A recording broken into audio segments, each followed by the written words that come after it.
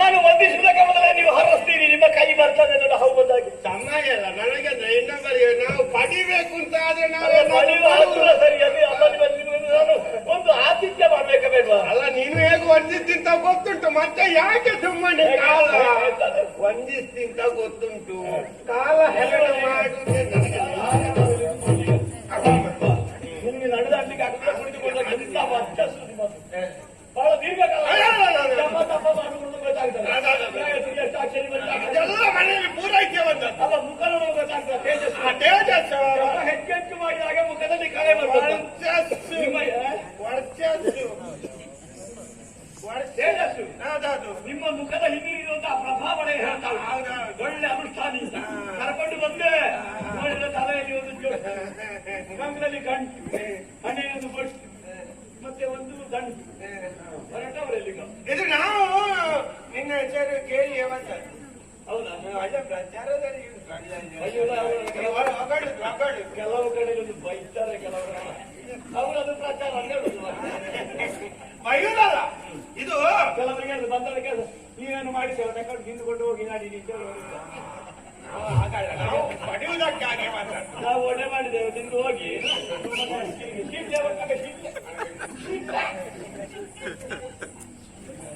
ನನಗೆ ಶಿಲ್ಲೆ ಅಂದ್ರೆ ಉತ್ಸಾಹ. ವಿಕಲ್ಪ ಮಾಡಬೇಡಿ. ಇವರ ಉದ್ದೇಶ ಹೊಂದಿ ನಿಮಗೇನು ಬೇಕು? ನಾನು ಕೇಳಲಿಕ್ಕೆ ಬಂದ ಪ್ರಚಾರ ಭೂಮಿ ಬಗ್ಗೆ ವಸತಿ ಹೀಗೆ ಕೊಡ್ತೇನೆ.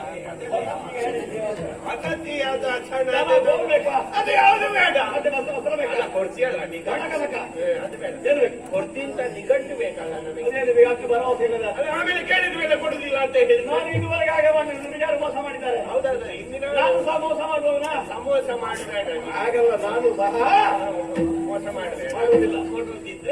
ಕೊಡುವುದಿದ್ರೆ ನಿನ್ನ ಆ ಕವಚವನ್ನು ಕೊಡು.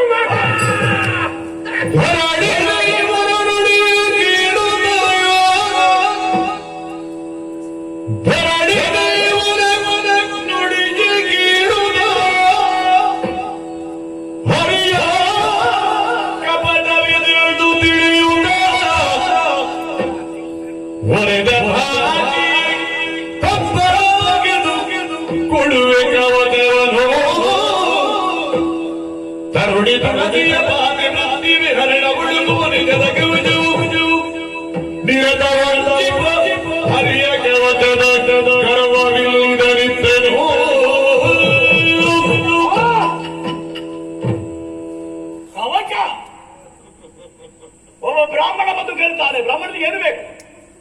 ಭೂಮಿಗೆ ಸಂಬಂಧಪಟ್ಟದ್ದು ಬೇಕು. ಭೂಮಿಯೋ, ದನಕನಕವೋ, ಗೋವೋ ಇತ್ಯಾದಿಗಳು.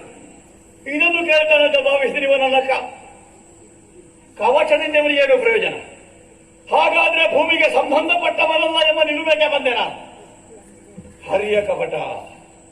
ನನ್ನಲ್ಲಿ ರಣರಂಗದಲ್ಲಿ ಕಾಳಗವನ್ನು ಬೆಸಗಿ ಸೋತು ಓಡಿದವನಿದ್ದಾನೆ ನಾರಾಯಣ. ನೇರವಾದ ಹಣಾಹಣಿಯ ಮೂಲಕವಾಗಿ ಶಂಖಚೂಡನನ್ನು ಸೋಲಿಸುವುದಕ್ಕೆ ಸಾಧ್ಯವಿಲ್ಲ ಎಂಬುದನ್ನು ತಿಳಿದಂತ ಆತ ಈಗ ಈ ವೇಷ ಮಾಡಿಕೊಂಡು ಬಂದಿದ್ದಾನೆ. ಬ್ರಾಹ್ಮಣ ಇವ. ಕೊಡ್ತೇನಂತ ಹೇಳಿ ಆಗಿದೆ, ಕೊಡುವುದಿಲ್ಲ ಅಂತ ಇನ್ನು ಹೇಳಿದ್ರೆ ಹೋದಕ್ಕೆಲ್ಲ ಪ್ರಚಾರ ಮಾಡ್ಯಾನ. ಆಡಿದ ಮಾತಿಲ್ಲ ಶಂಖಚೂಡನಿಗೆ. ಆದ್ದರಿಂದ ಈ ಕವಚವನ್ನು ಕೊಡುವುದೇ. ಮತ್ತೆ ನಮಗಿದ್ರೆ ಹಂಗೇನು? ಮೊದಲಲ್ಲಾದ್ರೆ ಹೌದಪ್ಪ, ಈ ಕವಚವೇ ಮೇಲುವೆನ್ನು ಸಾಧಿಸಿದ್ದು ನನ್ನ ಸಾಧನೆ ಅಂತ ಹೇಳಿಕೊಳ್ತಾ ಇತ್ತು. ತರುಣಿಯಾದಂತಹ ತುಳಸಿ ಇಲ್ಲಿವರೆಗೆ ಬಂದ ಮೇಲೆ ನನ್ನನ್ನು ನಿರಂತರ ರಕ್ಷಿಸುವಂತಹ ಒಂದು ಕವಚ ಇದ್ರೆ ಅದವಳ ಪಾತ್ಯ ಪ್ರತ್ಯವೆಂಬಂತಹ ಕವಚ. ಮತ್ತೆ ಇದರ ಅಗತ್ಯ ಇಲ್ಲ ನಮಗೆ. ಇದು ನಮ್ಮ ಜೊತೆಗೆ ಇದ್ರು ಹೇಳಿಕೊಂಡು ಬಂದರು ವಿಷ್ಣು ಭಕ್ತರೆಲ್ಲ. ಅವ ರಕ್ಷಿಸಲ್ಪಡುವಂತದ್ದವರ ಉನ್ನತಿಗೆ ಏನಿದ್ದು ಹರಿಯ ಕವಚದಿಂದ, ವಿಷ್ಣು ಕವಚದಿಂದ ಅಂತ. ಆ ಹಂಗು ನಮಗೆ ಬೇಡ. ನಿರತ ದೈತ್ಯರ ಕುಲಕ್ಕೆ ಅಪಮಾನವನ್ನು ಅಪಚಾರವನ್ನು ಮಾಡುವಂತಹ ವಿಷ್ಣುವಿನ ಕವಚದ ಹಂಗಿಲ್ಲ. ಕೊಟ್ಟು ಬಿಡ್ತೇನೆ, ಕೊಟ್ಟು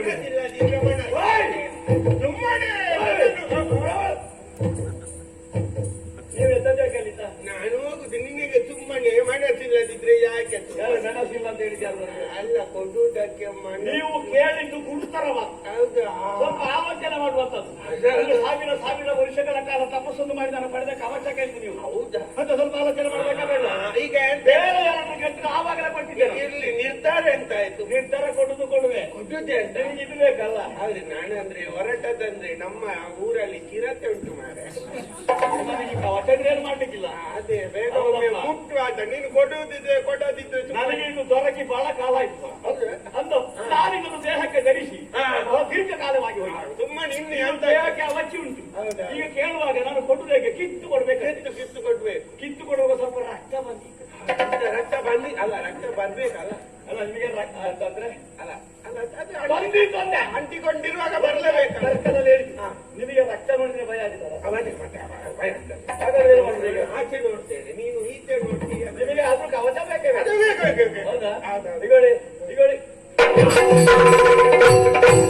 ರಕ್ತ ಆಯ್ತು ರಕ್ತ ಆಯ್ತು. ರಕ್ತ ಬರ್ತಾ ಉಂಟು ನೋಡ್ಬೇಡಿ. ಈಗಳಿ ಕೈ ಏನು ಬೇಕಾದ್ರೂ ಮಾಡಿ. ಹೌದಾ? ಆಯ್ತಲ್ಲ ಒಂದು ಬಲ ಮುರಿಯಿತು ಇನ್ನೊಂದು ಬಲ ಉಂಟು. ಪಾತಿ ಬರ್ತದ ಬಲ. ಅದನ್ನು ಏನು ಮಾಡ್ಬೇಕು ಅಂತ ಆಲೋಚನೆ ಮಾಡ್ತೇನೆ ನೋಡು.